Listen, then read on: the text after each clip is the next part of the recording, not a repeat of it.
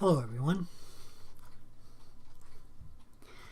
I know you can't see my face right now. Let me see if I can talk loud enough. I know the microphone's a little bit far from me. Perhaps I can bring it closer. And my voice seems to be a little raspy right now. Okay, so that's a little better.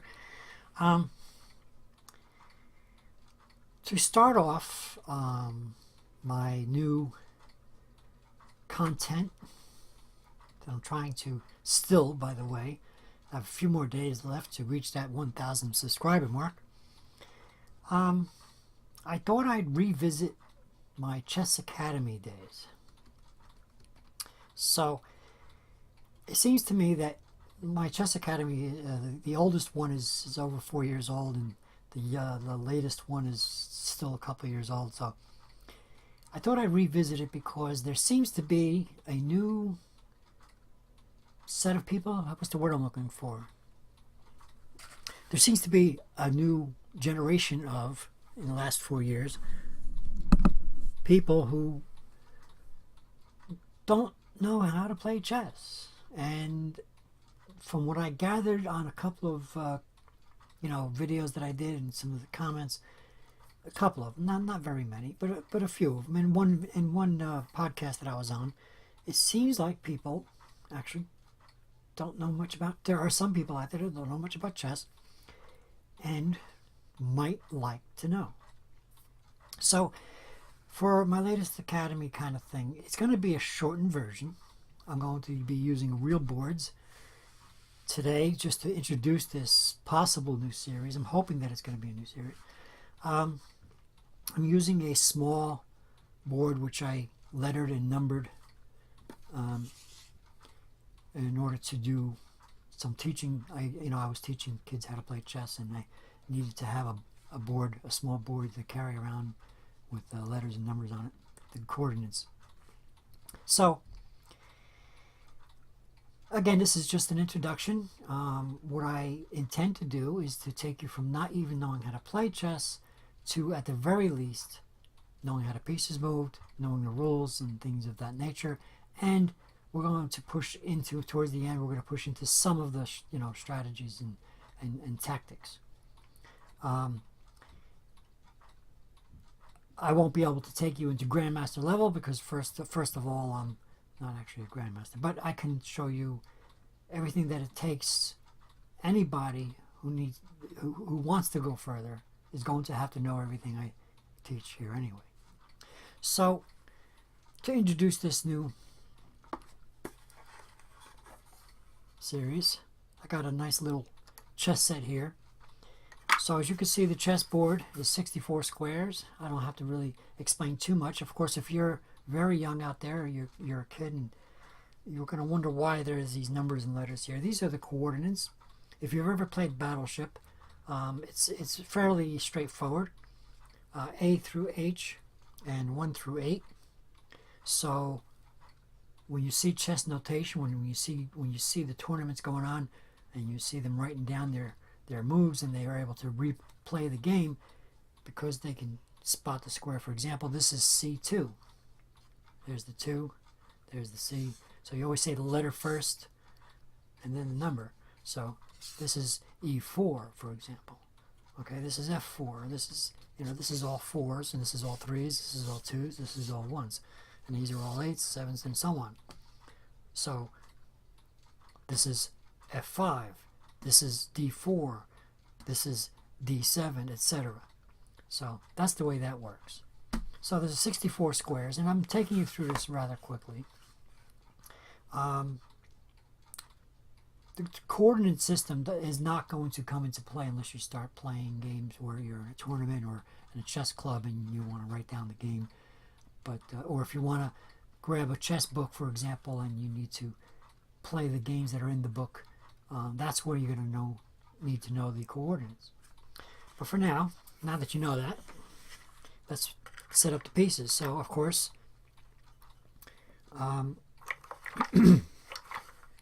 excuse me,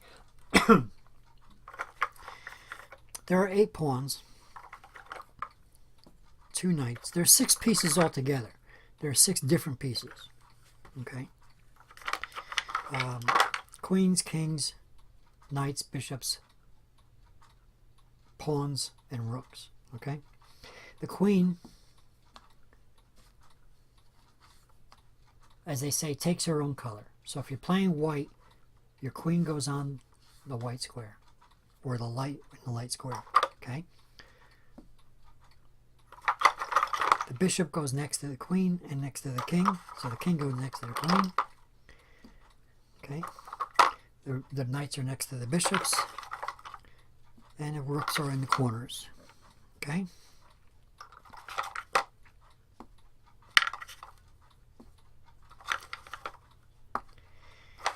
And this is taking longer than I thought, taking these pieces out of the box. Okay. All right.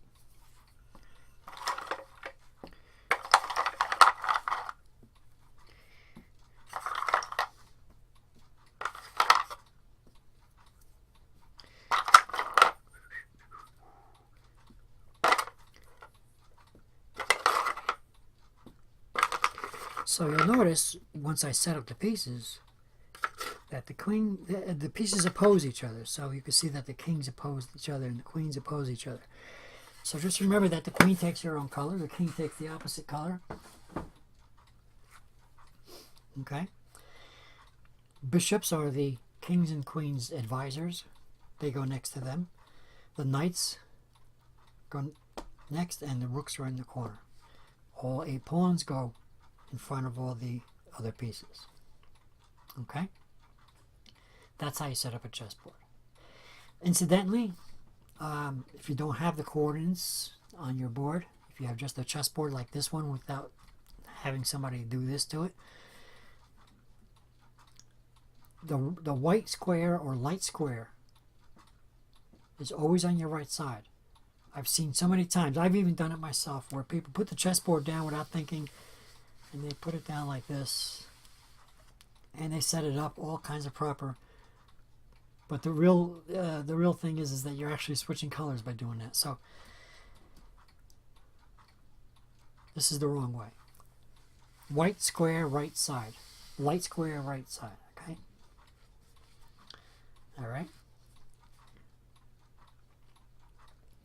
And that's the introduction. Now I could go further. I can tell you how certain pieces move. So let's go ahead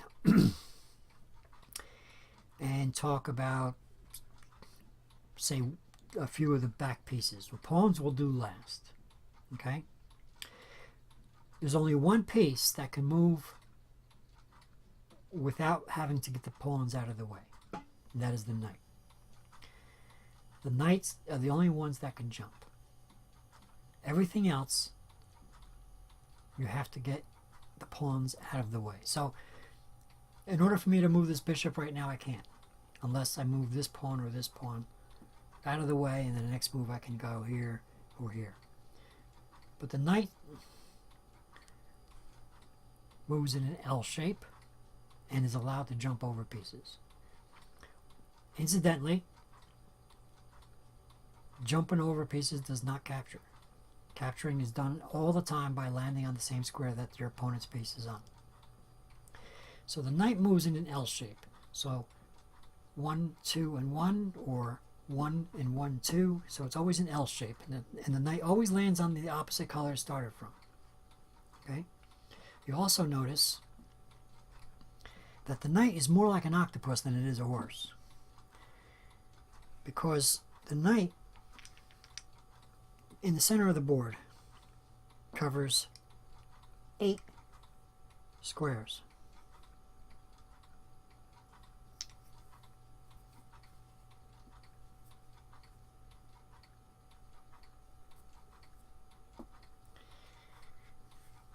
I missed one.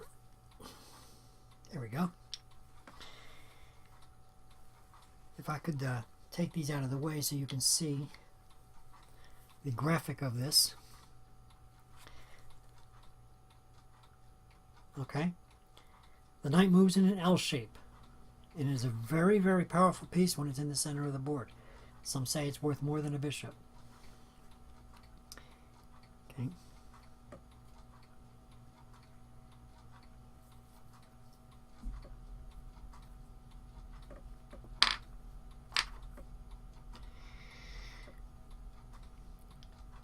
Okay.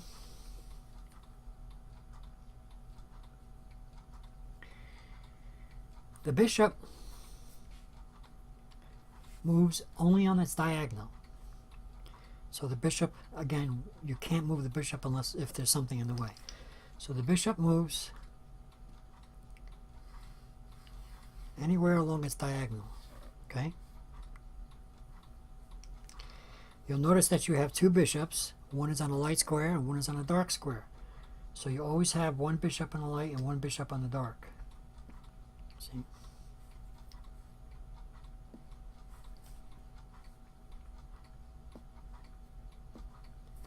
Okay?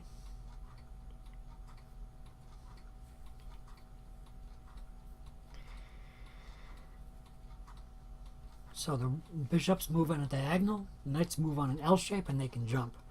The rooks only move vertically or horizontally. So where the knights move at an angle, the rooks move straight lines.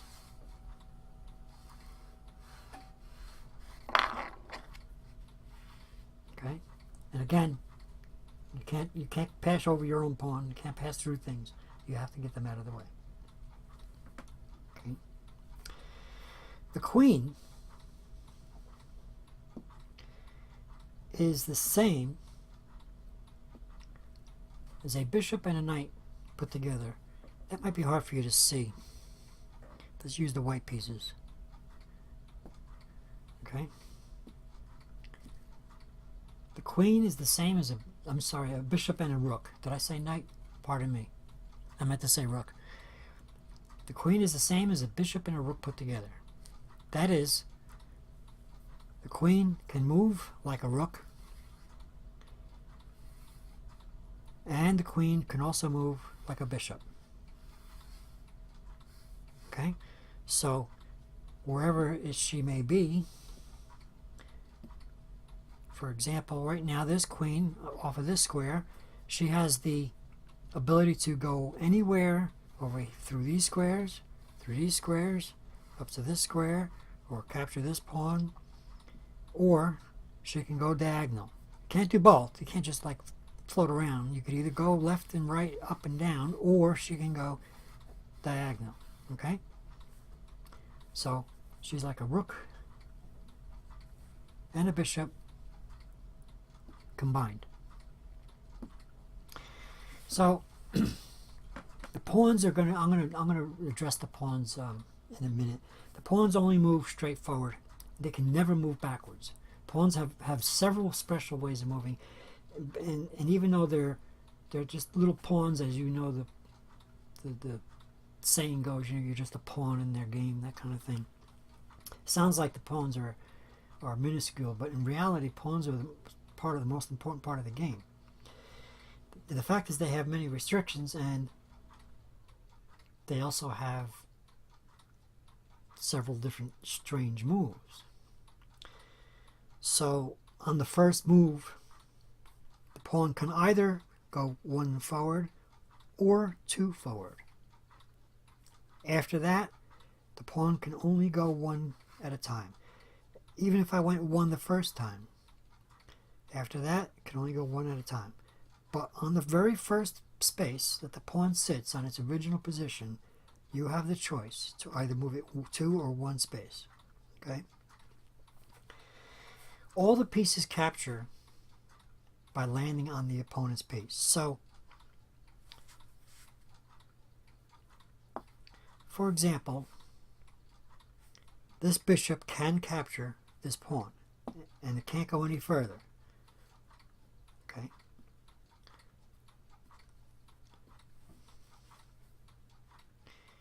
For example,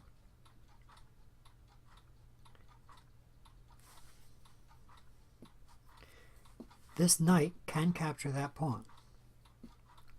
Okay?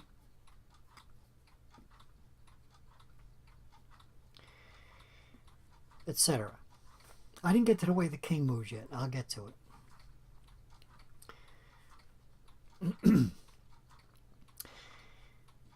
The thing about the pawn is that the pawn does not capture in the same way that it moves.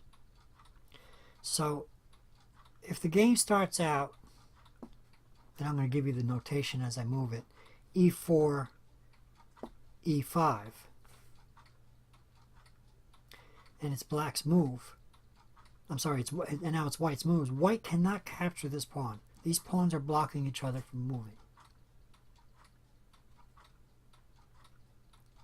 However, if black were now to move d4, pawns capture diagonally.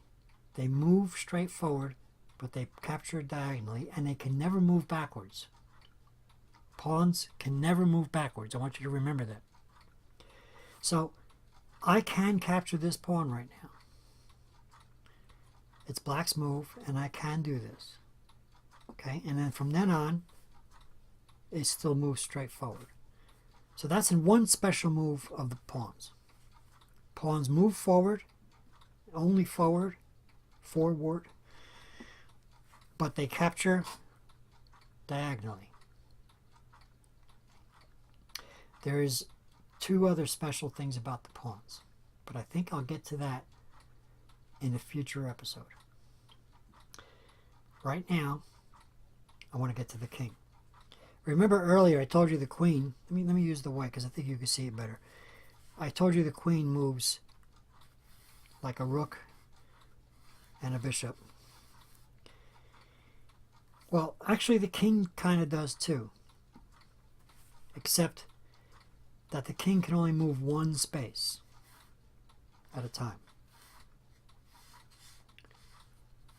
Okay, so whichever direction he wants to move, he can only move one space. There is an exception to that,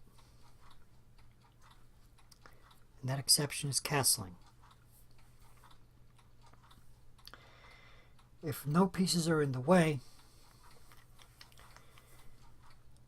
and it's black's turn, the king can what they call castle, and that's when you pick up the king and move it 2 spaces towards the rook and put the rook on the other side. That's called castling king side or castling short, and if it was on the queen side, it would be called castling long. But nevertheless, the king always, if you're going to castle, king always moves 2 spaces and the rook on the other side. And when you're playing a game in a tournament or whatever, if your intention is to castle, you must pick up the king first to let your opponent know that that's what your intentions are doing. Are doing. That's what your intentions are in doing. Something like that. Anyway, if your intentions are to castle, you are to pick up your king first. Now there are rules about when you can castle and when you cannot castle. That'll be another, again, episode. So for now, we basically learned about the chessboard itself, the coordinate system, which is fairly straightforward, how all the pieces move, and how they capture. Okay? So, just to summarize, pawns move forward only, but they capture at an angle. Pawns can move either 1 or 2 spaces on their first move. Knights are the only ones that can jump over, so if I wanted to move a knight right now, I can. All the other pieces I can't, unless I move a pawn out of the way. And they move in an L shape, so you got 2 squares and then 1, or 1 square then 2, 1, 2, 2, 1, etc. L shape, capital L. Okay. Bishops move diagonally. Okay. Each player has both a white square bishop and a black square bishop.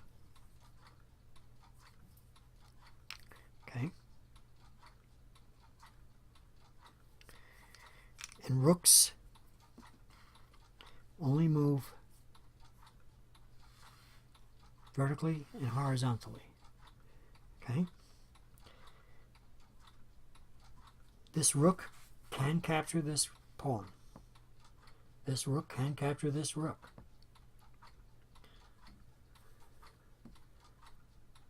A piece captures another piece, opponent's piece, by landing on it. This queen can capture this pawn. This queen can capture this queen. Okay?